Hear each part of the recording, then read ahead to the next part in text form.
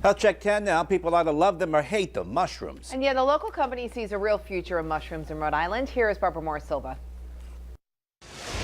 Down the road from the URI campus and inside this building, a sort of warehouse, is something you might not suspect. There's a greenhouse where 4 different types of mushrooms are growing. Mushrooms need a very specific environment.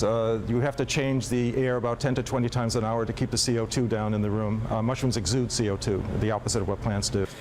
The temperature is kept at between 63 and 64 degrees, and, well, the humidity is palpable, as you can see, at around 98 to 99%. We started in an 8x8 room, growing about 40 pounds of mushrooms a week. Now we have 1 greenhouse up now. We're in the process of putting up another one, and we're growing over 1,000 pounds a week.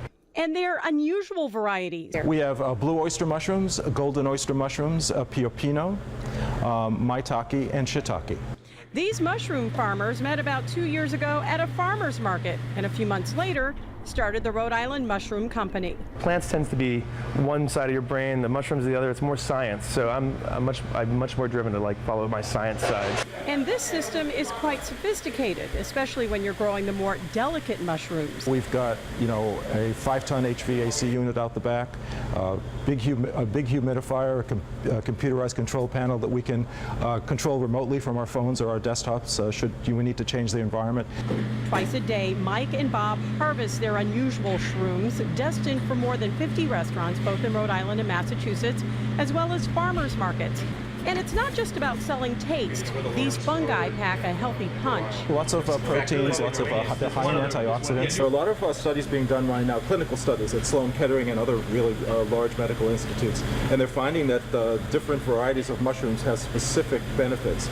Some shrink cancerous tumors, some are good for diabetes, some help with blood pressure, weight loss. Michael and Bob will tell you the best way to consume mushrooms is cooked, sautéed, or baked.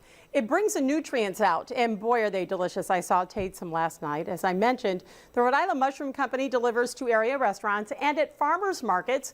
For more on their mushrooms and the various locations that sell them, log on to turn10.com and click on Health. And that's Health Check. Barbara Moore-Silva, NBC 10 News.